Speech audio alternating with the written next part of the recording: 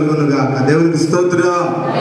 చెప్పండి గట్టిగా హల్లెలూయా, హల్లెలూయా. ప్రార్థన చేసుకుందాం. పరిశుద్ధుడైన మా తండ్రి, ప్రేమగల ప్రభువా, మీకు స్తోత్రాలు చెల్లిస్తా ఉన్నాను. ప్రభా, దీనుడైన ప్రభువా, నీ పక్షమందు నిలబడబోతా ఉన్నాను. ప్రభువా, మీకు స్తోత్రాలు. ఈ సేవకులతో మాట్లాడుటకు ఇదిగో తండ్రి ప్రభువా, నేను ఏ పాత్రనయ్యా ప్రభువా, ఇదిగో తండ్రి నన్ను ఒక్కసారి మీరు జ్ఞాపకం చేసుకోమని ప్రార్థిస్తున్నాను. ప్రభువా, ఈ దినమందు ప్రభువా, నాడు మోషేతో మీరు చెప్పినట్లుగా, మోషే నీవు నిలబడు, నేను మాట్లాడతానని చెప్పారు.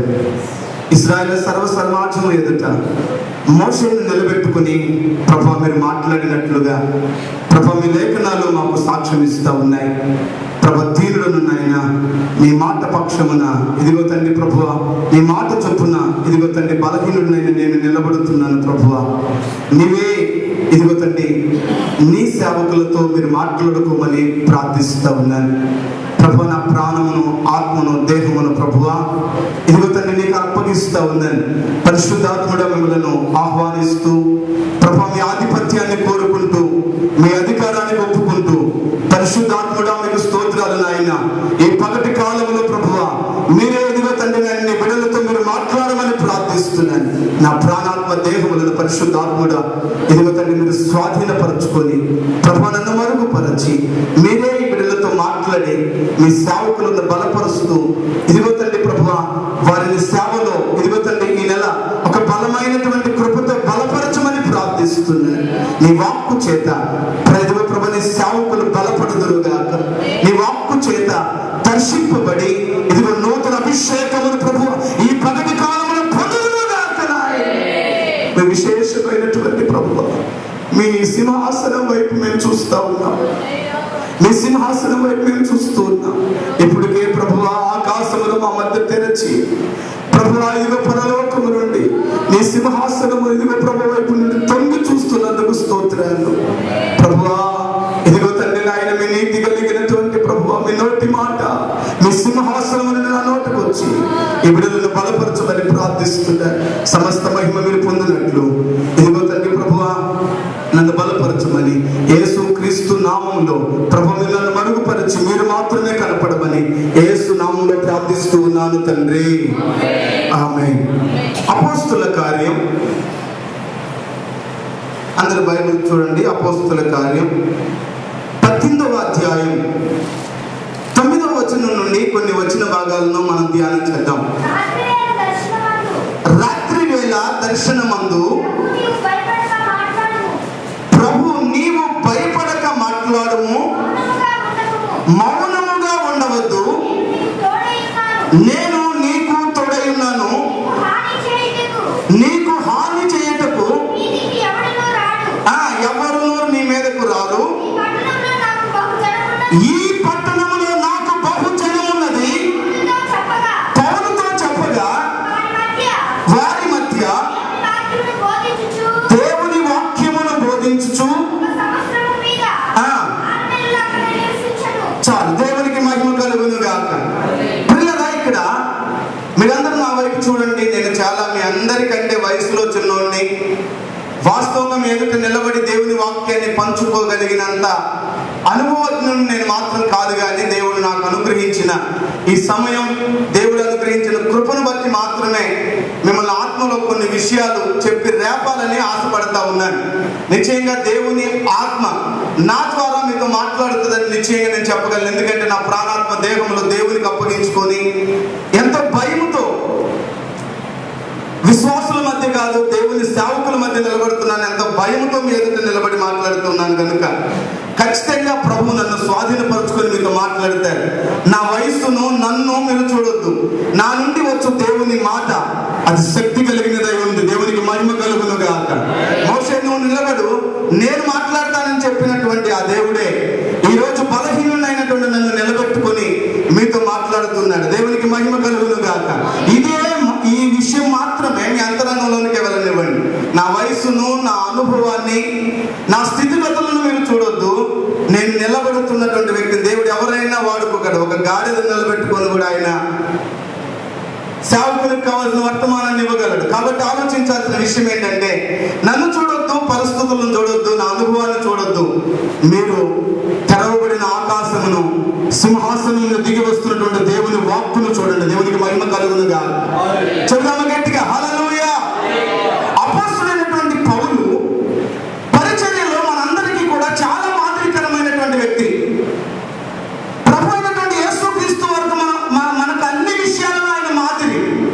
మనకు ఎవరు మాదిరి అని మనం ఆలోచిస్తే, మనం ఎవరిని మాదిరిగా తీసుకోవాలని ఆలోచిస్తే, మనకు అన్ని విషయాలలో ఎవరు మాదిరి అంటే మనకు అడుగు జాడలు ఉంచి వెళ్ళినటువంటి మన ప్రభు అయినటువంటి యేసుక్రీస్తు వారు మనకు అన్ని విషయాలలో మాదిరి అయి ఉన్నాడు. దేవునికి మహిమ కలుగునుగా. అయితే ఇక్కడ ఆలోచించాల్సిన విషయం ఏమిటంటే, ప్రభు అయినటువంటి యేసుక్రీస్తు వారు మనకు అన్ని విషయాల్లో మాదిరే. కానీ ఈ దినాన ప్రభు అయినటువంటి యేసుక్రీస్తు చేత దర్శింపబడి పట్టబడినటువంటి ఇంకొక వ్యక్తి పౌలు అని చెప్పబడిన వ్యక్తి ఉన్నాడు. ఆయన బైబిల్ గ్రంథంలో సంఘమునకు కావలసిన ఉపదేశమును సమకూర్చిన విషయంలో దేవుని ఆత్మ చేత ఉన్నతమైన ఉపదేశాన్ని పొందినటువంటి వ్యక్తిగా, సంఘ పితామహుడుగా మనకి పౌలును మనం చూస్తాం. పౌలు ప్రభు ఒక రోజున చెప్పినటువంటి మాట ఏంటంటే, నేను క్రీస్తును పోలి నడుచుకున్నాను, మీరు నన్ను పోలి నడుచుకోండి అని ధైర్యముగా అపోస్తలుడైనటువంటి పౌలు ప్రజలకు చెప్తూ వచ్చాడు. ఈ రోజు నేను మీతో ఏమని చెప్పాలనుకుంటున్నానంటే, మన సేవను సవాలు చేయగలిగినటువంటి అనుభవాలు అపోస్తలుడైనటువంటి పౌలులో ఉన్నాయి అని చెప్పడానికి నేను ఏమాత్రం కూడా సందేహపడటం లేదు. ఎందుకంటే పౌలు యొక్క సేవ, పౌలు యొక్క అనుభవం, పౌలు యొక్క స్థితిగతులు మనం ఆలోచిస్తే, పౌలు అనేక ప్రాంతాలలో సంఘాలు కట్టగలిగినటువంటి ఒక బలమైనటువంటి దేవుని వర్తమానికుడిగా ఉన్నాడు. అతడు దేవుని ఉపదేశమును తన నోటను పెట్టుకొని ఆయా ప్రాంతాలకు వెళ్ళి ఆయా ప్రాంతాలలో దేవుని సువార్తను ప్రకటించి సంఘాలు కట్టాడు. కనుక ఆయన ఆ దైవజనుడు మనకు మాదిరిగా ఉన్నాడు. కాబట్టి ఖచ్చితంగా అతడు మాదిరి అని చెప్పడానికి ఏమాత్రము కూడా సందేహపడవలసిన అవసరం లేదు. కాబట్టి ఆలోచించాల్సిన విషయం, ఒక రోజున అపోస్తలుడైనటువంటి పౌలును దేవుని ఆత్మ ఒక విషయంలో రేపుతా ఉన్నాడు. ఏమిటి అతనిని దేవుని ఆత్మ రేపిన రీతి అని మనం ఆలోచిస్తే, అపోస్తలుడైనటువంటి పౌలు ఆయా ప్రాంతాలలో దేవుని సువార్తను ప్రకటిస్తూ వస్తూ ఉన్నాడు.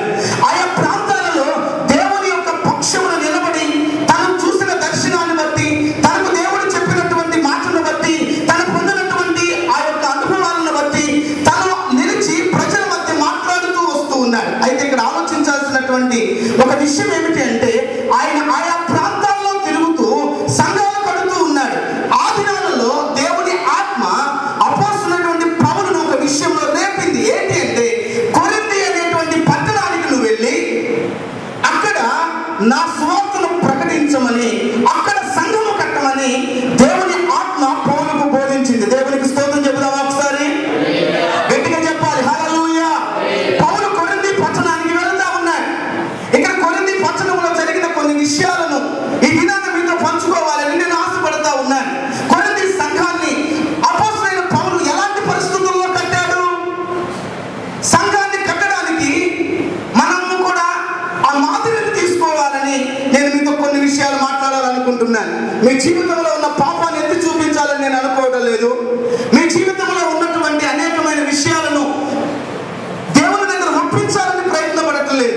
నేను అనుకుంటున్న ఒకటే ఏంటంటే, మనము చేయవలసినటువంటి సేవ విధానం ఎలా ఉండాలి, పౌలు ఎలా చేశాడు అన్న విషయాన్ని మాత్రమే మీతో పంచుకోవాలనుకుంటున్నాను. దేవునికి స్తోత్రం చెప్పండి ఒకసారి. గట్టిగా చెబుదామా? హల్లెలూయా. పౌలు కొరింథీ పట్టణానికి వెళ్ళమని ప్రభు చెప్పారు. దేవుని ఆత్మ తను బోధిస్తా వస్తూ ఉన్నాడు. ఏమని బోధిస్తున్నాడంటే, కొరింథీ పట్టణంలో నువ్వు ప్రవేశించి అక్కడ సువార్త చెప్పమని చెప్పాడు దేవుడు. దేవుని ఆత్మ యొక్క దైవ చిత్తానుసారముగా, దేవుని సంకల్పం ప్రకారం పౌలు కొరింథీ పట్టణానికి వచ్చాడు. కొరింథీ పట్టణం యొక్క స్థితిగతులు ఏంటో కొన్ని విషయాలు మీతో మాట్లాడనివ్వండి. కొరింథీ అంటే పాపపు ఊబి అని అర్థం. కొరింథీ అంటే ఏంటి చెప్పండి ఒకసారి అందరూ? పాపపు ఊబి అని అర్థం. ఆ కొరింథీ పట్టణం, దాని స్థితిగతులు ఈ రోజు మనం సేవ చేస్తున్నటువంటి మన సేవా స్థలాలకు చాలా దగ్గరగా ఉన్నాయని చెప్పడానికి నేను సంతోషపడతా ఉన్నాను. కొరింథీ పట్టణం యొక్క స్థితిగతులు ఈ రోజున నీవు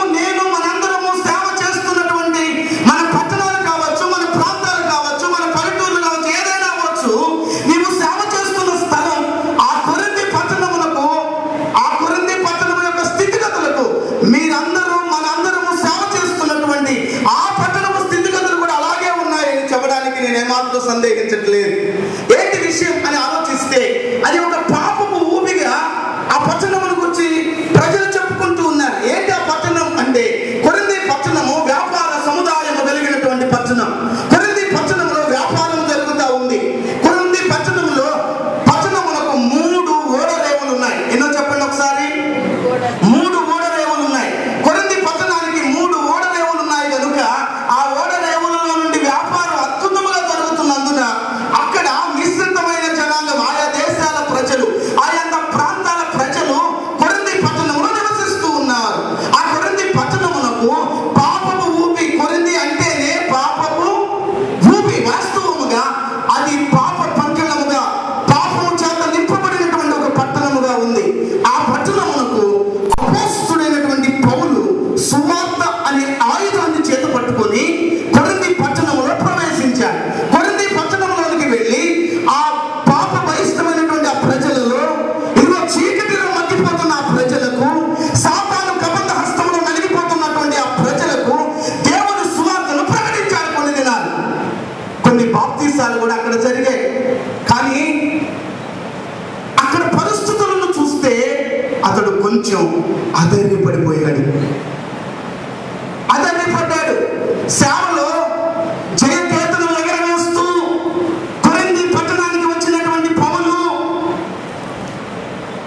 ఇంతవరకు ఎక్కడ కూడా కృంగిపోకుండా బలమైనటువంటి పౌరుషము కలిగి దేవుని సేవను జరిగిస్తూ వస్తున్నటువంటి పౌలు కొరింథీ పట్టణంలోకి వచ్చేటప్పటికీ కొంచెం ఏం చేశాడో తెలుసా? అధైర్యపడ్డాడు. అక్కడ బాప్తీసాలు కొన్ని జరిగాయి. కొందరు ప్రభువులోకి వచ్చారు, కొందరు ప్రభువునందు విశ్వాసం ఉంచారు. కానీ అక్కడ సేవ విస్తరించడం లేదని తను కృంగిపోయాడు. ప్రియమైన దైవజనుడా, ఈ రోజున నీవు నిలిచిన పట్టణం, నీవు నిలిచిన ప్రాంతం దేవుని ప్రేరణతోనే వెళ్ళింది అయి ఉండొచ్చు. దేవుని సంకల్పముతోనే నీవు ఆ గ్రామంలో, ఆ పట్టణంలో ఉండుండొచ్చు. దేవుని యొక్క దైవ చిత్తానుసారముగానే దేవుని అపోస్తలుని పంపి ఉండొచ్చు. ఏ విధముగా నీవు ఆ యొక్క దైవ సంకల్పము చేత నీవు నిలిచిన ప్రదేశానికి నువ్వు వెళ్ళున్నా కొన్ని దినాల పరిచర్య అద్భుతంగా జరుగుతుంది. జరిగిన తర్వాత కొంచెం అదేమవుతుంది? సన్నగిలుతుంది. ఇక్కడ ఏం జరిగిందో తెలుసా? పౌలు కూడా అద్భుతంగా పరిచర్య చేసుకుంటూ వచ్చాడు. కానీ జరిగిన విషయం ఏంటంటే పరిచర్య అభివృద్ధి చెందడం లేదు. అనేక ప్రాంతాల్లో జరిగినట్లుగా సంఘము వెంటనే కట్టబడటం లేదన్న విషయాన్ని ఎరిగిన పౌలు కృంగిపోతూ వచ్చాడు. కృంగిపోవడం మాత్రమే కాదు, ధైర్యాన్ని కోల్పోయాడు. ప్రియమైన సేవకులారా, మీరు ఎవరున్నారో నాకు తెలియదు. మన సంఘాన్ని ప్రారంభించాం. సంఘము ఎదుగుతూ ఉన్నప్పుడు మనందరం ఏం చేస్తాం? చాలా సంతోషిస్తాం.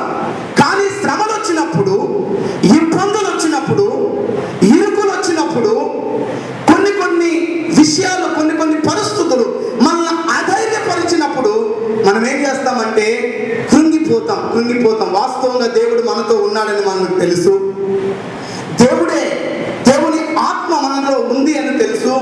దేవుని అభిషేకం మన మీద ఉన్నదని తెలుసు. అత్యున్నత సింహాసనాసీనుడైన దేవుడు మన పక్షమందున్నాడని తెలుసు. పరలోకమే మనకు సహాయం చేయడానికి మనతో ఉన్నదని తెలుసు.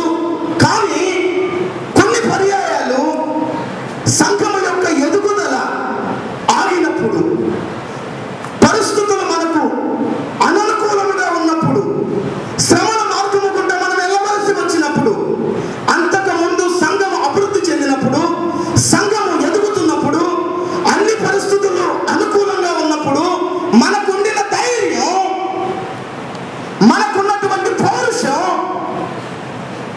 పరిస్థితులు అననుకూలమైనప్పుడు మనకు ఉండదు. పౌలు కూడా కృంగిపోయినట్లుగా మనం చూస్తా ఉన్నాం. కానీ పౌలు ప్రార్థనాపరుడైనటువంటి వ్యక్తి. పౌలు ప్రభు అయినటువంటి యేసు క్రీస్తు వారిని ఆ దమస్కు మార్గములో చూసినటువంటి ఆ దినము నుండి అతడు ప్రార్థించువాడు అని రాయబడింది. దేవుడు అననీయాకు చెప్తాడు, అతడు ప్రార్థన ప్రార్థించువాడు అని. దేవునికి మహిమ కలుగును గాక. ఎవరు పౌలు? ప్రార్థించేవాడు. అతడు ప్రార్థనా పరుడండి. ప్రార్థన చేతగాని వాడు కాదు. ప్రార్థన అని బోధించి ప్రార్థన గురించి అనేక ప్రసంగాలు చేసి ప్రార్థనలో ఫెయిల్ అయిపోయిన వాడు కాదు. ఈరోజు సేవకులు చాలా మంది ప్రార్థన గురించి ప్రసంగాలు చేస్తారు, ప్రార్థన గురించి విశ్వాసులను రేపుతాం. కానీ వ్యక్తిగతంగా మన ప్రార్థనా జీవితం ఎంత అని మనం ఆలోచిస్తే ప్రార్థించే వారిలో సమయంలో ఉన్నట్లుగా ప్రార్థించే వారితో మనం కలవలేకపోతా ఉన్నాం. సేవకులు వేరొకళ్ళ మీద సాడీలు చెప్పడానికి కలుస్తారు, వేరొక విషయాలు ఏదైనా మాట్లాడుకోవడానికి కలుస్తారు, కానీ మోకరించి ప్రార్థించడానికి సేవకులు కలిసి రారు. ఈరోజు నిన్ను నీవు, నన్ను నేను పరీక్షించుకోవాలి. పౌలు ప్రార్థించుచున్నవాడు. దేవుడు తన గురించి సాక్ష్యం ఇస్తున్నాడు. ప్రభువైన యేసు ఎప్పుడైతే పౌలును దర్శించాడో, దర్శించిన నాటి నుండి అతడు ప్రార్థన కలిగినటువంటి ఒక వ్యక్తి. ఇక్కడ ఒక దైవజనుని గురించి నేను మీకు చెప్పాలని ఆశపడతా ఉన్నాను. దైవజనులు ఫస్ట్ ఫోర్డ్ అని ఒక వ్యక్తి నాకు బాగా పరిచయం, బెంగళూరు ప్రాంతంలో ఉంటారు. ఆ దైవజనుడు నాతో చెప్పినటువంటి మాట ఏంటంటే, ఒక ఉన్నతమైన స్థితిగతులలో ఎదిగి, ఒక ఉన్నతమైన స్థితిగతులలో ఉద్యోగాన్ని చేసి కోట్ల రూపాయలు సంపాదిస్తున్నటువంటి ఆ వ్యక్తితో దేవుడు ఒక రోజు వచ్చి దర్శించి చెప్పాడు, బాబు నీవు సేవ చేయాలి, నువ్వు ఏ ప్రాంతంలో పుట్టావో ఆ ప్రాంతానికి వెళ్ళు, అక్కడే నువ్వు నా కోసం సేవ చేయాలి అని చెప్పాడు. చాలా సమర్పణతో తన ఉద్యోగాన్ని పక్కన పెట్టి సేవ కొరకు రావడానికి ఏమాత్రం ఆలోచించలేదు. కానీ దేవుడు మరలా వచ్చి తనతో మాట్లాడాడు. ఏమన్నా తెలుసా, నీకు కలిగిన యావదాస్తిని ఫలాని సంస్థకు రాసిచ్చేసి నీ భవిష్యత్తు కొరకు దాచి ఉంచుకున్న దాన్ని, నీ జీవితం కొరకు, నీ పిల్లల కొరకు దాచి ఉంచినటువంటి దానిని తీసుకొచ్చి బలిపీఠం మీద పెట్టి ఫలాని మినిస్ట్రీకి రాసిచ్చేసి నీ ఉట్టి చేతులతో నీ ప్రాంతానికి తిరిగి వెళ్ళి నా కొరకు నిలబడి సేవ చేయాలి అని చెప్పాను. సాధ్యపడే విషయమా ఇది? సేవకులు ఏమి సమకూర్చుకుందామని ఆలోచిస్తున్న దినాలు కాదా ఇవి? ఏమి సంపాదించామని పరిగెడుతున్న దినాలు కాదా ఇవి? మందిరాలు కట్టాలి, మందిరాలు కట్టడం మంచిదే, కానీ సేవ పేరు మీద సమకూర్చుకోవాలనుకోవడం వాస్తవం ఎంత దౌర్భాగ్యమైన పరిస్థితి.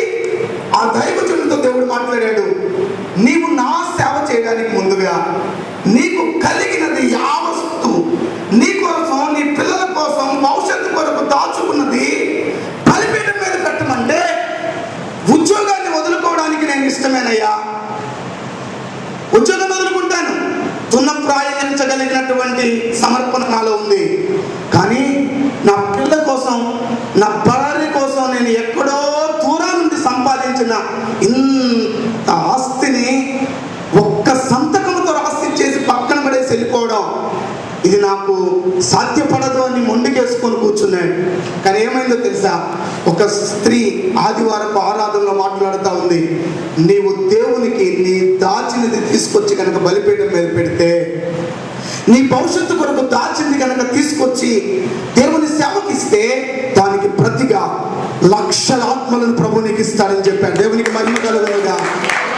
ఆ స్త్రీ మాట్లాడుతున్నప్పుడు దైవజనుడు కళ్ళమ్మట నీళ్లు పెట్టుకొని కళ్ళంత నీళ్లతో నింపబడి వచ్చి తన యావదాస్తిని ఆ సంస్థకు రాసిచ్చేసి పుట్టి చేతులతో బెంగళూరు పట్టణంలో దిగాడు. దేవునికి మహిమ కలుగునుగా. మీరు ఆలోచించాల్సిన విషయం ఏంటో తెలుసా, వచ్చాడు, చాలా సంవత్సరాలు దేవుని దగ్గర సమర్పణతో అయితే నిలబడ్డాడు, కానీ తన జీవితంలో తాను అప్పగించి వదిలిపెట్టిన దానికి ప్రతిగా దేవుడు ఆత్మలు ఇస్తానని వాగ్దానం చేశాడు. కానీ కొన్ని సంవత్సరాలు పరిచర్య జరుగుతూ ఉంది, చివరికి తినడానికి ఆహారం కూడా లేకుండా ఇబ్బంది పడుతున్నారు, కానీ పరిచర్యలో అభివృద్ధి మాత్రం జరగడం లేదండి. సమర్పణ తక్కువైందా? ఏ విషయం తక్కువైంది నాయన? ఎందుకని అతని పరిచర్య అభివృద్ధి పడలేదు? మీరు చాలా జాగ్రత్తగా ఆలోచించాలి. పరిచర్య కనుక మనం అభివృద్ధి పడుతూ ఉంటే, సంఘం ఉంటే, నిజంగా ప్రవాహం వలె ప్రజలు వస్తూ ఉంటే ఆ ఆనందం, సంతోషం మన పద్మక్క సంతోషం లాగా ఉండదా? ఖచ్చితంగా ఉంటుంది. కానీ మీరు ఆలోచించాల్సిన విషయం ఏంటంటే, దేవుని మీద విశ్వాసం ఉంచి, దేవుని మీద గురి పెట్టుకుని, సమస్తమును త్యజించి తన భవిష్యత్తు కొరకు దాచింది బలిపీఠం మీద పెట్టి ఆత్మల కొరకు దేవుని దగ్గర చేతులెత్తుతున్న దైవజనుడు అభివృద్ధి లేకపోయినందున చాలా కృంగిపోయాడండి. తన భార్య చెప్పింది, ఫోర్డ్, నీ సమర్పణ గొప్పదేనయ్యా, కానీ నీకు దేవుడు ఆత్మలను అప్పగించగలిగినంత ప్రార్థనా జీవితం లేదని చెప్పినాడు. తను మదన పడుతూ ఉన్నాడు కూర్చొని. వారి భార్యాభర్తలు ఇద్దరు కలిసి నాకు చెప్పిన మాటలు ఇవి. మదన పడుతున్నాడు, పరిచర్య అభివృద్ధి పొందట్లేదు, ఎంతో సమర్పణతో నేను ఈ ప్రాంతానికి వచ్చాను, నా భవిష్యత్తు కొరకు దాచింది కూడా ప్రభుకి ఇచ్చేశాను, నా పరిచర్యలో అభివృద్ధి లేదని కన్నీరు పెట్టుకుంటుంటే తన భార్య దగ్గరకు వచ్చి చెప్పిన మాట, సమర్పణ విషయంలో నువ్వు నమ్మకంగానే ఉన్నావు, కానీ ప్రార్థనా జీవితంలో దేవుని ఆత్మలు నీకు అప్పగించగలిగినంత ప్రార్థనా జీవితం సేవకుడా నీ దగ్గర లేదని తన భార్య తన గురించి సాక్ష్యం ఇచ్చింది.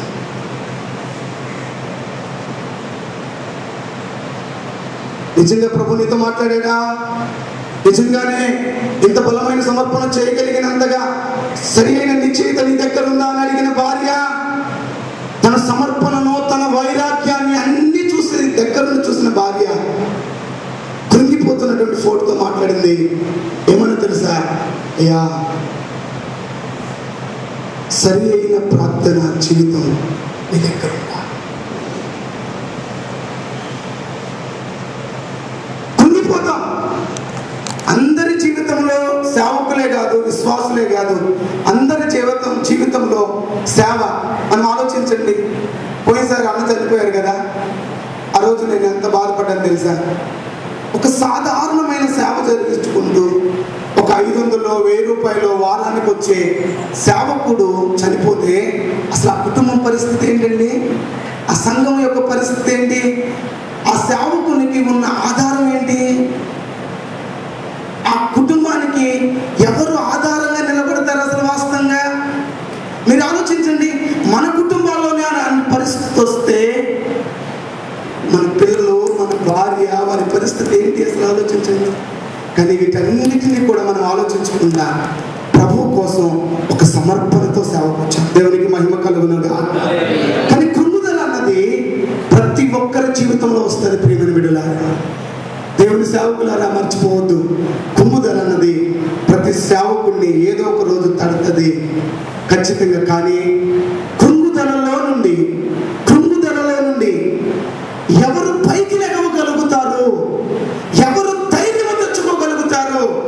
ఇక్కడ మీకు ఆ మాట చెప్తే, ఆ మాట మీ హృదయంలో పడితే చాలు, ఈ దినముకు నా ప్రయాస వ్యర్థం కానట్లే. దేవునికి స్తోత్రం. కృంగిపోయినప్పుడు ఇంకా కృంగిపోయినట్లుగా కూర్చోవడం మాత్రమే కాదు. కృంగుదల అన్నది ప్రతి సేవకుణ్ణి ఏదో ఒక రోజు సేవకుని గృహాన్ని తడుతుంది, కానీ దర్శిస్తుంది. ప్రతి సేవకుణ్ణి కృంగుదల అన్నది దర్శిస్తుంది. కానీ ఇక్కడ మీరు అందరూ ఆలోచించాల్సిన విషయం, కృంగిపోయినటువంటి వారు ప్రార్థనా పరులైతే, ప్రార్థనలో దేవుని ఎదుట ప్రార్థించగలిగిన అనుభవం కలిగిన వారైతే, వారు మోకరించగానే ప్రభు వారి కొరకైనటువంటి ఒక నూతనమైన ద్వారమును తెరచి వారిని ధైర్యపరచగలిగిన దేవుడు మన దేవుడు. దేవునికి స్తోత్రం. చెప్పండి అమ్మ గట్టిగా ఒకసారి. కృంగిపోయిన దైవజనులను, పౌలును దేవుని ఆత్మ అతడు ప్రార్థిస్తూ ఉండగా అతన్ని రేపుతున్నాడు. ఏమన్నా తెలుసా? దేవుని ఆత్మ ఏమని చెప్తుందో తెలుసా? నీవు ధైర్యము కలిగి మాట్లాడు, నీవు ధైర్యాన్ని కోల్పోవద్దు. నువ్వు ఏ సమర్పణతో అయితే ఈ ప్రాంతానికి వచ్చావో, నీవు ఏ వైరాగ్యముతో అయితే సమస్తమును విడిచిపెట్టి నీవు ఇక్కడ నిలబడి నా యొక్క దైవ సంకల్పం చేత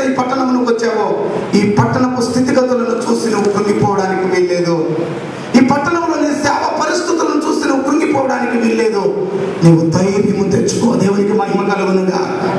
చెప్పండి గట్టిగా హల్లెలూయా. ప్రియమైన దైవజనులారా, ఎక్కడ నువ్వు కృంగిపోతున్నావు? పరిచర్య పరిస్థితులు, ఇప్పటికే నువ్వు ఎదుర్కొంటున్నటువంటి అననుకూలమైన పరిస్థితులు నిన్ను కృంగతీస్తా ఉన్నాయేమో. కానీ దేవుని వాక్యం చెప్తా ఉంది, దేవుని సంకల్పము చేత నువ్వు ఏ పట్టణానికి ఏ ప్రాంతానికి వెళ్ళావో ఆ ప్రాంతంలో దేవుని కొరకు బహుజనం ఉంది. స్తోత్రం చెప్పండి గట్టిగా, గట్టిగా చెప్పాలి హల్లెలూయా. నువ్వు ఏ ప్రాంతానికి వెళ్ళావో, నువ్వు ఏ ప్రాంతంలో నిలిచి ఉన్నావో, నువ్వు ఏ ప్రాంతంలోకి వెళ్ళి సేవ చేస్తున్నావో, ఏ ప్రాంతంలో ఆత్మరక్షణ కొరకు ప్రభువు నా ప్రాంతంలో పెట్టాడో, నువ్వు కృంగిపోవడానికి వీలేదు. నువ్వు ధైర్యం తెచ్చుకొని బోధించడం ప్రారంభించాలి. ఎందుకు నువ్వు ధైర్యం తెచ్చుకొని బోధించాలి అంటే, నువ్వు ధైర్యం తెచ్చుకొని బోధిస్తే ఆ పట్టణంలో రక్షించబడవలసిన లక్షలాది మంది ప్రజలు నీకు ప్రభువు అప్పగిస్తారు. చెప్పండి గట్టిగా హల్లెలూయా. నీవు ఒక ప్రణాళిక లేకుండా పట్టణానికి వెళ్ళలే, నిష్ప్రయోజనంగా నువ్వు ఉంటున్న ప్రాంతంలోనే ఉండట్లే. నువ్వు ఉంటున్నటువంటి ప్రాంతంలో దైవ సంకల్పము లేకుండానే ఉండట్లే. నువ్వు సాధారణమైన వ్యక్తివి కాదు. నీవు ఉంటున్నటువంటి పట్టణం, నీవు ఉంటున్నటువంటి ప్రాంతం దేవుడు నిన్ను ఎందుకు పంపించాడో తెలుసా? నీవు ధైర్యము కలిగి దేవుని వాక్యుని కనుక ప్రకటించగలిగితే, నీవు ప్రభువు దగ్గర ప్రార్థిస్తూ ధైర్యమును పొందుకొని దేవుని వాక్యమును చేతపట్టుకొని మనం ప్రకటించడం ప్రారంభిస్తే ఆ పట్టణంలో ఉన్నటువంటి ప్రజలను దేవుడు మీకు అప్పగిస్తాడు. దేవునికి మహిమ కలుగునుగా. పౌలు ప్రార్థిస్తూ ఉండగా దేవుని ఆత్మ తనతో మాట్లాడుతున్నాడు. పౌలు, నువ్వు ధైర్యముగా ప్రకటించయ్యా, నువ్వు ధైర్యముగా సువార్తను పట్టుకొని వెళ్ళు. ఇదే పట్టణంలో నువ్వు కృంగిపోయిన ఇదే పట్టణంలో సేవ అభివృద్ధి పరచబడటం లేదని కృంగిపోతున్న ఇదే పట్టణంలో నా కొరకు బహు జనం ఉన్నది. దేవుని వాక్కు నీతో నాతో చెప్తున్నటువంటి మాట, నువ్వు కృంగిపోవద్దు. మోకాళ్ళేసి ధైర్యము తెచ్చుకొని దేవుడు నీ పక్షమున ఉన్నాడని, ఏ దేవుడు నిన్ను ఆ ప్రాంతములకు పంపాడో అదే దేవుడు నీ పక్షమున నిలబడతాడని, ఏ పరలోక దేవుని సేవను నువ్వు భుజమ స్కంధముల మీద మోస్తున్నావో ఆ పరలోకమే నీ పక్షమున ఉందని. పట్టణ పరిస్థితులు కాదు, గ్రామ పరిస్థితులు కాదు, నీవు నిలిచిన, నువ్వు దేవుని పక్షమున నువ్వు నిలబడిన ఆ ప్రాంతంలో దేవుని కొరకు బహుజనం ఉన్నది. పౌలు చెప్తున్న మాట, పౌలుతో దేవుడు చెప్తున్నాడు, ధైర్యపరుస్తున్నాడు. పౌలు, ఈ పట్టణంలో నా కొరకు బహుజనం ఉందయ్యా. నువ్వు అధైర్యపడి వెళ్ళిపోతే కుదరదయ్యా. ఇక్కడ మంచి సంఘం కట్టబడాలి. కట్టబడాలి అంటే నువ్వు ధైర్యముగా ప్రకటించాలి. దైవజనులారా, ప్రార్థిస్తాం మనం. ప్రార్థించే దైవజనులలో కొందరిలో ధైర్యం ఉండదు. ప్రార్థన చేస్తారు కానీ కొన్ని పరిస్థితుల్లో ధైర్యంగా నిలబడలేము. వాస్తవమా కాదా? వాస్తవమా కాదా? ప్రార్థన చేస్తాం కానీ ధైర్యంగా ప్రజల మధ్యకి వెళ్ళి నిలబడలేము. వాస్తవమా కాదా? మీరు ఆలోచన చేయండి. కొన్ని ప్రాంతాలలో ప్రార్థనా పరులు ఉంటారు కానీ ప్రజల మధ్యకు వచ్చి ధైర్యముగా నిలబడి దేవుని వాక్యాన్ని ప్రకటించలేరు. దైవజనులు జెఫన్యా అన్నంటే మేము ఎందుకు ఇష్టపడతామో తెలుసా? మన మధ్య ఎవరో ఒక దైవజనుడు అన్నాడు, ఐ ఫర్ జెఫన్యా అని. అంటే మీరు జెఫన్యా అనే బోట్లు మోస్తున్నారా అని. ఏ బోట్లు మోయట్లేదండి. వాస్తవంగా మీరు ఆలోచించాల్సిన విషయం ఏంటంటే, ఆ దైవజనుల భారం చూసాం, అంత మాత్రమే కాదు, అతడు ప్రజల మధ్య నిలబడగలిగిన ధైర్యాన్ని చూసాం. దానికోసమే, వేరొక దానికి కాదు మేము ఆయన సహకరిస్తున్నామంటే, ధైర్యం మచిలీపట్నంలో వేలాది మంది ప్రజలు, లక్షలాది మంది ప్రజలు లైవ్లో చూస్తుండగా ధైర్యముగా వాక్యం బోధించారు. మనలో ఉన్న ప్రతి సేవకునికి ధైర్యం అవసరం. హెబ్రీ పత్రిక 10వ అధ్యాయంలో చివరి వచనాల్లో ఉంటది, ధైర్యమునకు కలుగు బహుమానాన్ని మీరు పొందుతారు అని. మనం చాలా జాగ్రత్తగా ఆలోచించాలి. ప్రార్థన మాత్రమే కాదు, మనకి ధైర్యము కావాలి. దేవునికి స్తోత్రం చెప్పండి. ఒకసారి ఇంటికి వెళ్ళాలి, చదవండి, అక్కడే చూడండి. ప్రార్థన మాత్రమే కాదు, మనకు ధైర్యము కావాలి. ఇప్పుడు మన పరిస్థితులు, సేవకులకి చాలా గడ్డు పరిస్థితులు రాబోతా ఉన్నాయి, ఉన్నా కదా? ఒకరోజు నిర్మల్ పట్టణంలో కొందరు దైవజనులు కూర్చొని మాట్లాడుకుంటున్నారు. నేను కూడా అక్కడ ఉన్నా. ఒక దైవజనుడు చెప్తా ఉన్నాడు, రాబోతున్న దినాల్లో సేవకుల యొక్క పరిస్థితులు ఇంత స్వేచ్ఛగా కదలాడడానికి ఉండనే ఉండవు. మీరు ఆలోచించాలి, పరిస్థితులు ఎప్పుడైతే మనల్ని కృంగదీస్తాయో అప్పుడే దేవుని ఆత్మ మనల్ని బలపరుస్తుంది.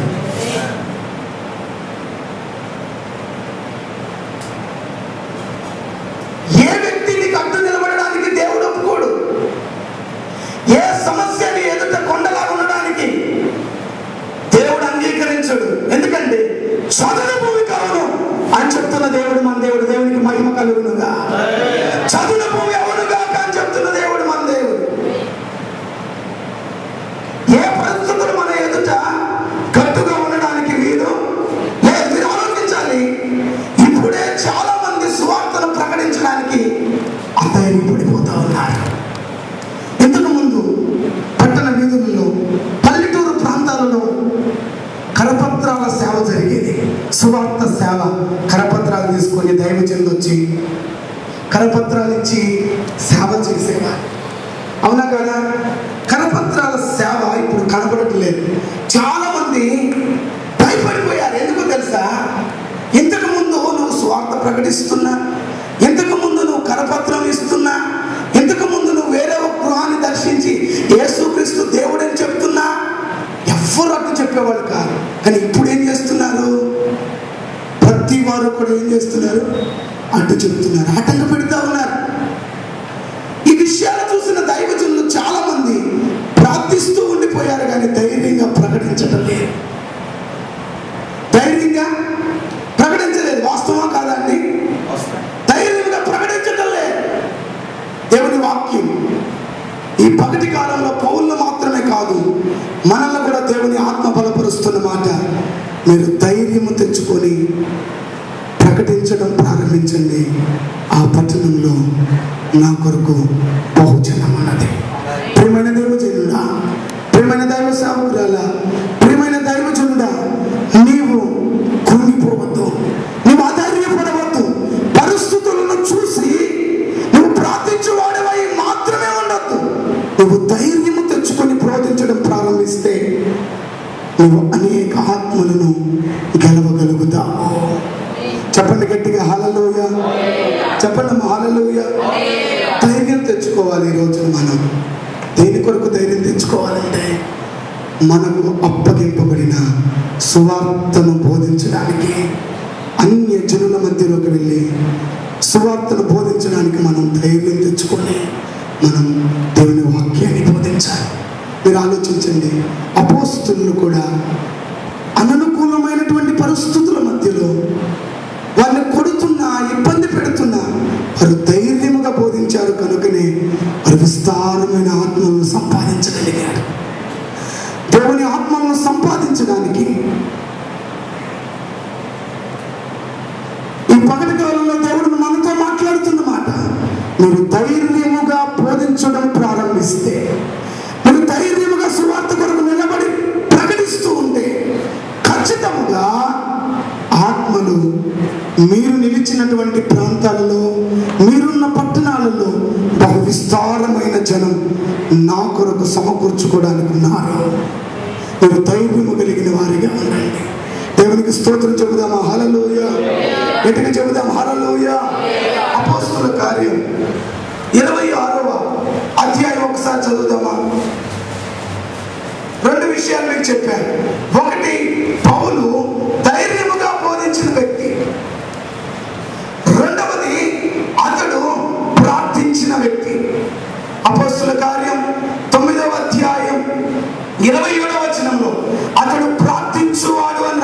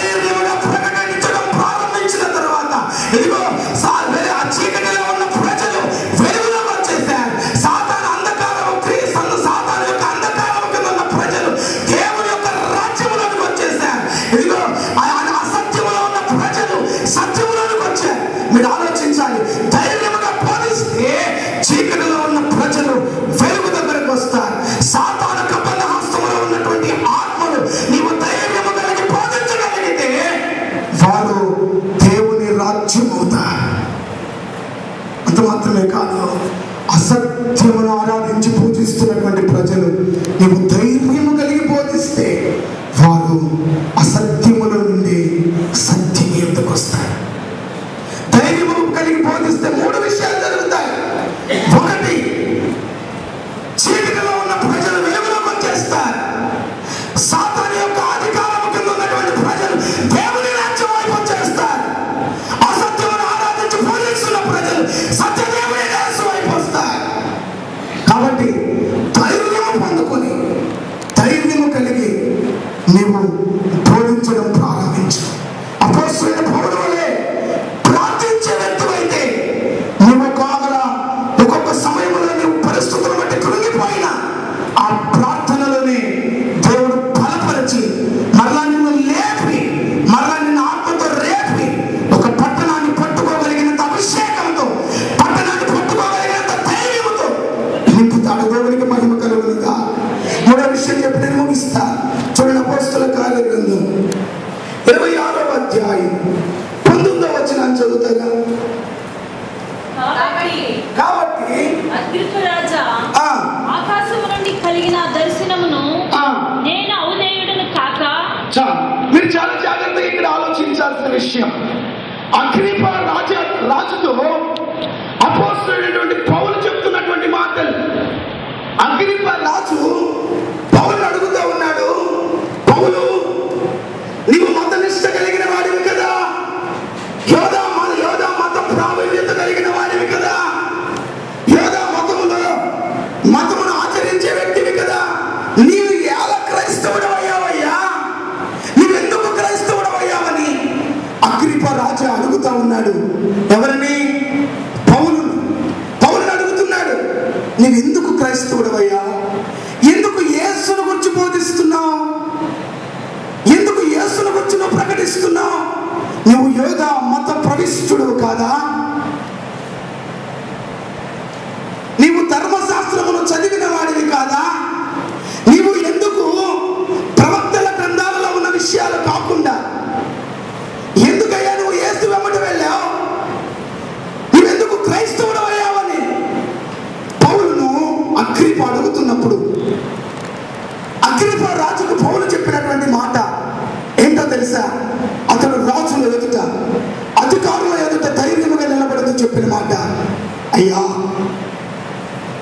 నేను యోధా మత ప్రవిష్టున్నే, యోధా మతమును ఆచరిస్తున్నటువంటి వ్యక్తినే, అయితే నేను క్రైస్తవులను హింసించాలని, క్రైస్తవులను ఇబ్బందుల పాలు చేయాలని, యేసును విశ్వసించి యేసును వెంబడిస్తున్నటువంటి ప్రజలను, యేసు యొక్క పునరుద్ధానమును నమ్మి యేసు నామములో బాప్తిసము పొందుతున్నటువంటి ఆ ప్రజలను ఇబ్బందుల పాలు చేయాలని దమస్కు అనేటువంటి పట్టణమునకు వెళుతూ ఉండగా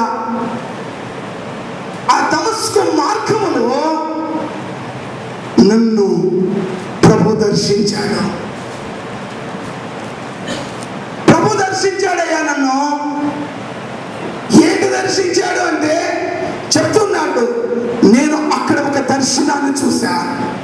దమస్కుకు వెళుతున్నటువంటి మార్గములో మతము అనేటువంటి మత్తులో ఉన్న నాకు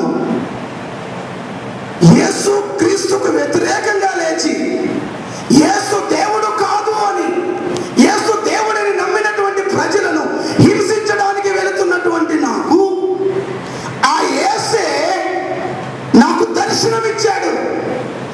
ఏంటి దర్శనమిచ్చాడు అంటే ఆయన అగ్నిగా, వెలుగుగా నాకు దర్శనమిచ్చాడు. ఆ దర్శనంలో ఆయన నాతో మాట్లాడాడు. ఏమని మాట్లాడాడు అంటే నేనే దేవుడునని మాట్లాడాడు. ఆ మాట్లాడినటువంటి ఆ దేవుడు నాకు ఒక దర్శనాన్ని ఇచ్చాడు. ఏంటి ఆ దర్శనం అంటే పౌలు దర్శనము కలిగిన దైవజనుడు.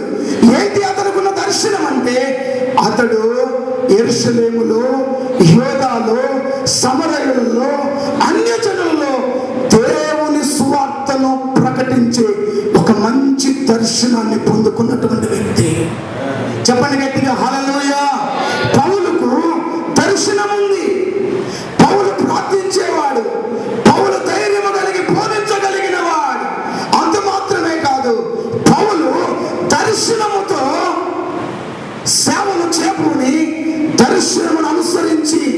వెళ్ళి సంఘాలు కట్టినటువంటి వ్యక్తి. చాలా జాగ్రత్తగా ఆలోచించాలి. నీవు ప్రార్థనాపరుడు మాత్రమేనా? నీవు ప్రార్థించడం మాత్రమే కాదు, ధైర్యంగా బోధించగలిగిన వాడు మాత్రమేగానే ఉన్నావా? ధైర్యంగా బోధించగలిగిన వారు కొందరైతే, ప్రార్థించగలిగిన వాడు కొందరైతే, దర్శనము లేకుండానే ఉండేవాళ్ళు కొంతమంది. ప్రార్థనా జీవితం ఉంటుంది, తర్వాత ఇంకోటి ఏముండదు, ధైర్యంగా బోధించగలిగి కూడా ఉంటారు. కానీ కొందరికి దర్శనం ఉండదు. వారు దేని కొరకు పట్టబడ్డారు, దేని కొరకు పిలవబడ్డారు, దేని కొరకు ఏర్పాటు చేయబడ్డారు, ఆ విషయమునకు వచ్చిన దర్శనం కొందరు దైవజనులు మిస్ అయిపోతారు. పౌలు చెప్తున్నాడు, నేను ఆ దర్శనమునకు అవధేయులను కాకుండానట్లు నేను సువార్తను ప్రకటిస్తున్నాను. ప్రజల మధ్యలో ఎందుకు కలవరం రేపుతున్నావు? యేసే దేవుడని ఎందుకు చెప్తున్నావు? యేసు పునరుద్ధరణయ్యాడని ఎందుకు చెప్తున్నావు? ఇత్యాది మాటలు అడుగుతున్నటువంటి వ్యక్తి అగ్రిప్ప రాజుతో పౌలు చెప్తున్నాడు, నేను ఒక దర్శనము కలిగిన వాడినయ్యా. ఆ దర్శనమునకు అవిధేయుడన అవ్వకుండా నేను నా పనిని కొనసాగిస్తా ఉన్నాను. దర్శనం పౌలును ఏం చేసిందో తెలుసా? ప్రాణమును కూడా లెక్క చేయకుండా సేవ చేయనట్లు చేశాను. నువ్వు ఏ దర్శనంతో బ్రతుకుతున్నావో ఒకసారి ఆలోచన చేసుకోవాల్సిన విషయం. ఇంత అనుభవజ్ఞులైన మిమ్మలను మీకు ఏం దర్శనం ఉంది అని వ్యక్తిగతంగా నేనైతే అడగలేదు. నా అనుభవం చాలా చిన్నది, నా స్థితిగతులు కూడా చాలా చిన్నది. కానీ దేవుని వాక్యాన్ని బట్టి చూసి ఆలోచించాల్సి వస్తే, నీవు దేవుని సేవకు వచ్చినటువంటి ఆ దినం ఉన్న దర్శనం, అదే దర్శనముతో నువ్వు నడుస్తున్నావా? ఆ దర్శనమునకు అవిధేయుడు అయిపోయావా? పౌలు దర్శనమునకు లోబడి పనిచేస్తున్నాడు. పౌలు ఇష్టానుసారముగా ప్రజల మధ్యలోనికి వెళ్ళిపోవటం లేదు. అతడు ఒక దర్శనము కలిగిన వ్యక్తిగా, దర్శనము కలిగిన దైవజనుడుగా అతడు ప్రజలలోనికి వెళ్ళాడు. అన్ని జనులలో దేవుని సువార్తను ప్రకటించి విస్తారమైన ఆత్మలను పట్టుకోగలిగాడు. దర్శనం, దర్శనం అండి, దర్శనం. ఒకరోజు నేను చిన్న ప్రాయం నుండి కూడా అనిల కుటుంబంలో పుట్టి పెరిగాను. కొన్ని సంవత్సరాలు విగ్రహారాధన చేస్తూ మా తల్లిదండ్రులాగానే నా జీవితం కూడా కొనసాగిపోయింది. ఒక రోజున ఇద్దరు వ్యక్తులు నా దగ్గరకు వచ్చి సువార్త చెప్పారు. సువార్త చెప్పగానే ఆ రోజు యేసు అని ఒక దేవుడు ఉన్నాడని, ఆ దేవుడే నిజమైన దేవుడని నాకు అర్థమైంది. ఆ రోజు మా తల్లిదండ్రులు అందరూ కూడా వద్దంటున్నాను దేవుని మందిరానికి వెళ్ళడం ప్రారంభించాను. దేవుని మందిరానికి వెళ్ళడం ప్రారంభించాను. మా తల్లిదండ్రులు బాప్తీసం తీసుకుంటామంటే కూడా అంగీకరించలేదు.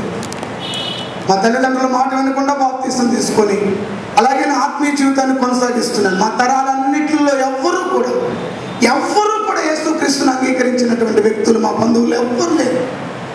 మొట్టమొదటిగా యేసుక్రీస్తు నిజమైన దేవుడని ఎరిగి వాక్యాన్ని చదవడం ప్రారంభించి దేవుని యొక్క ఆ మార్గములోనికి వచ్చేసాను. అందరూ అన్యులు. మా కుటుంబంలో ఎవ్వరూ ప్రభువుని నమ్ముకున్నటువంటి వారు లేరు. అలాగే నా జీవితాన్ని కొనసాగిస్తున్నాను. నాకు వివాహం అయింది. వివాహం అయిన తర్వాత ప్రభు నాతో మాట్లాడారు, నువ్వు నా సేవను జరిగించాలి. ప్రభువా, ఇప్పటికే చూస్తే ఎవ్వరూ కూడా లేరయ్యా, ఎవ్వరూ లేరు. నాతో కూడా ప్రార్థన అంటే మోకరించే తల్లి లేదు, ఎవ్వరూ లేరు. నేను సేవను ఎలా జరిగించగలను అనుకొని ప్రభు దగ్గర ప్రార్థన చేసుకున్నాను. ప్రభువా, నీ కృప ఉంటే నిజముగా నీవు మాట్లాడుతున్నటువంటి స్వరం నీవే మాట్లాడితే నిశ్చయంగా సేవ చేయగలిగిన పరిస్థితులను నువ్వు నాకు కలగజేయాలి. మేము శోభనాపురం అనే ప్రాంతంలో ఉండేవాళ్ళం. విజయవాడ పట్టణానికి వచ్చేసాను. విజయవాడ పట్టణంలో మంగళ షాప్ పెట్టుకొని వర్క్ చేసుకుంటూ ఉన్నాను.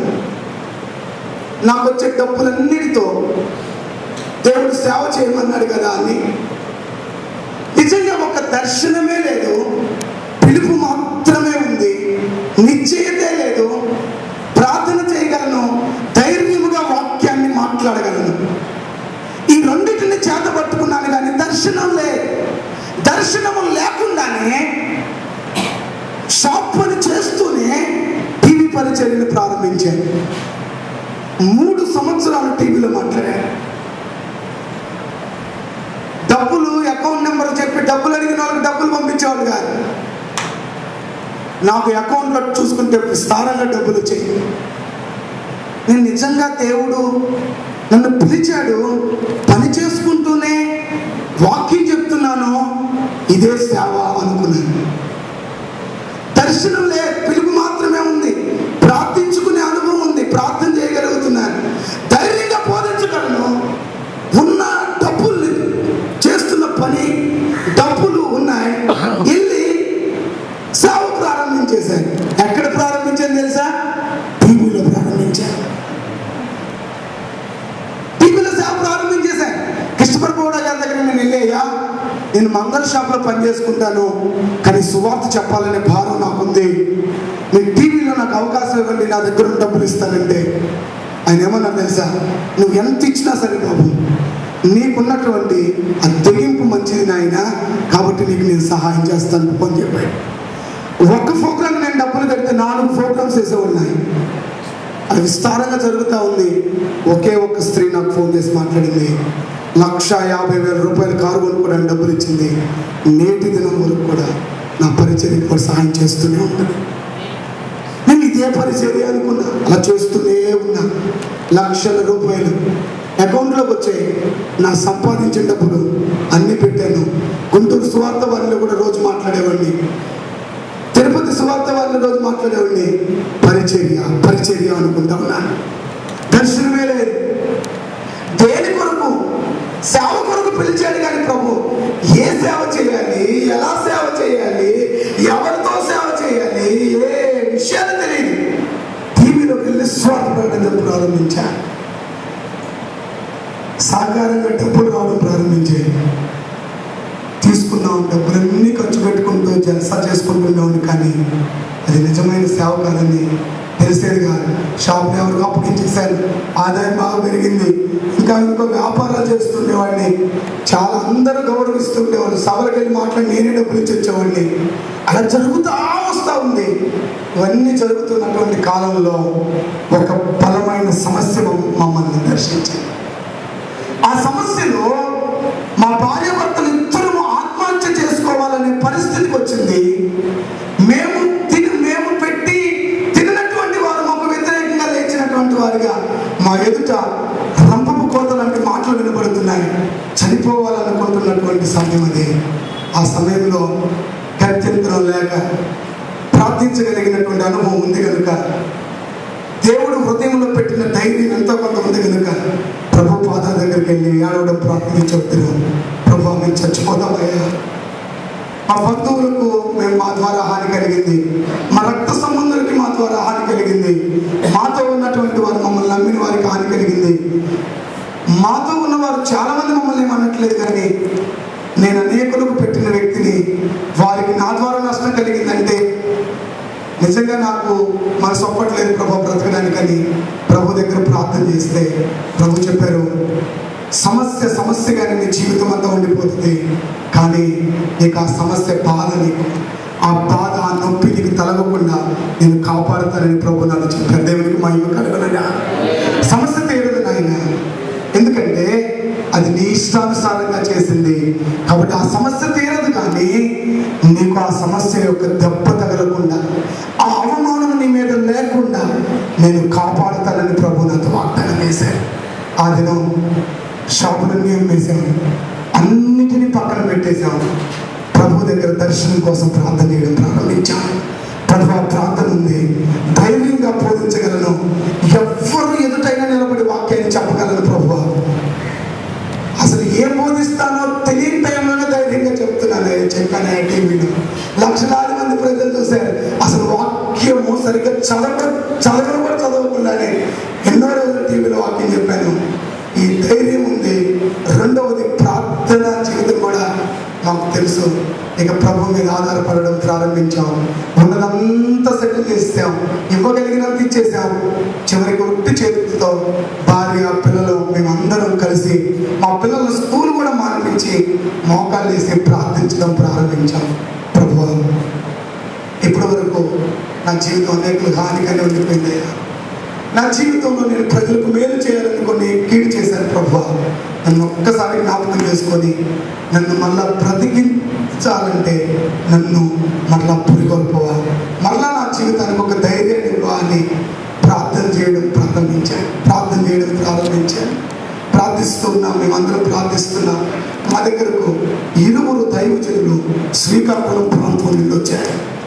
నా సాక్ష్యం చెప్తున్నాను అనుకోవద్దు, నేను నిజంగా మీ ఆత్మలో మీరు పురికొల్పబడాలని చెప్తా ఉన్నాను. మమ్మల్ని బలపరచడానికి దేవుడు 2 ప్రవక్తలతో మాట్లాడితే ఆ ప్రవక్తలు మమ్మల్ని ఎత్తుక్కుంటూ మా ఇంటి చేరారు.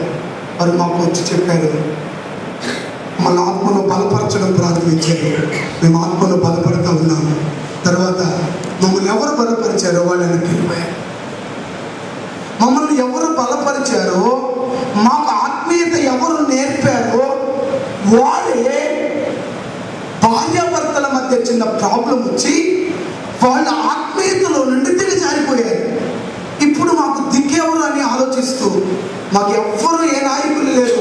అప్పుడు వాళ్ళు మమ్మల్ని నడిపిస్తూ ఉన్నారు, మాకు ఆత్మీయంగా బలపరుస్తున్నారు.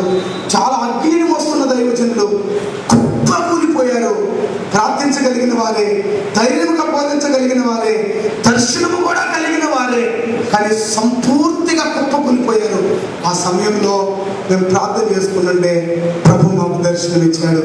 ప్రభు నాతో చెప్పాడు, మీరు కొల్లపూడి ప్రాంతానికి వెళ్ళి సేవ చేయడం ప్రారంభించండి.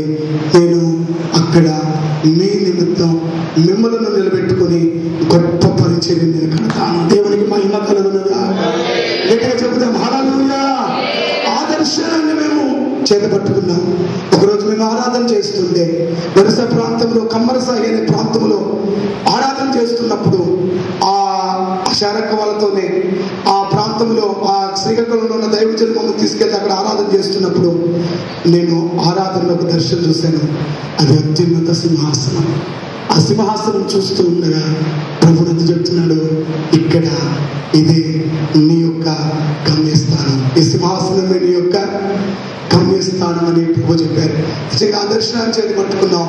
నన్ను ప్రభు చెప్పారు, అనేక సేవకులు బలపరచడానికి నేను నిన్ను వాడుకుంటాను అని.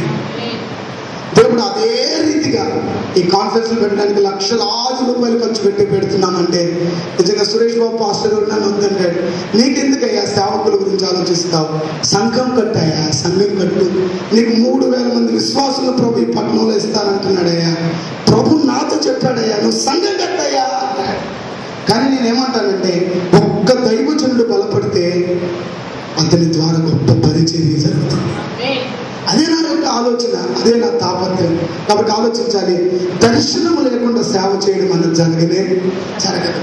అన్ని జనులలో సువార్తను ప్రకటించాలని ఒక మంచి దర్శనాన్ని పొందాను.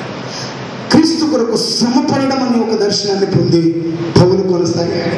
పిల్లల ప్రార్థన జీవితం నీకుండొచ్చు, ధైర్యం నీకుండొచ్చు, ఒకళ్ళ దర్శనం లేదేమో. ఈ 3టిని చేయగలిగితే నీ సేవ అభివృద్ధి అవుతుంది. నీవు పట్టణాలలో ఉన్న, నీవు నిలిచినటువంటి ప్రాంతాల్లో ఉన్న ప్రజలను నీవు పట్టుకోగలుగుతావు. దేవునికి మహిమ కలుగునుగాక. నీవు ధైర్యం తెచ్చుకో, నీవు మోకాలు వేసి ప్రార్థన చేయి, నీవు ధైర్యముగా బోధించు, నీవు దర్శనము కలిగి పనిచేయి. నీవు నిలిచిన పట్టణం నీ వశం చేస్తాడే దేవుడు. మన పక్షమున పరలోకమే ఉండి లోకమంతా మనకు విరోధంగా నిలబడినా, అన్ని పరిస్థితులు మనకు విరోధంగా నిలబడినా దేవుడు ఆశ్చర్యరీతిగా ఆత్మలను మన వశం చేస్తాడు. అతి నమ్మకమైన దేవుని కృప మనందరికీ తోడై ఉండునుగాక. ఆమేన్. చిన్న ప్రార్థన చేసుకుందాం. అందరూ మోకరించండి. ప్రభు సన్నిధిలో విషయాన్ని అడుగుదాం. ప్రభువా, నేను ప్రార్థించగలిగిన దైవజనుడిగా ఉన్నాను, కానీ ధైర్యం నాలో లేదు ప్రభువా. ప్రజల యొక్క తిరస్కారమును తడిచి నేను ధైర్యముగా ప్రజల మధ్య నిలబడి వాక్యాన్ని బోధించలేకపోతున్నాను. నాకు ధైర్యమునివ్వు నాయనా. ఆ రోజు పౌలును నువ్వు ధైర్యపరిచినట్లుగా నీవు నన్ను ధైర్యపరచు ప్రభువా అని అడుగుదామా?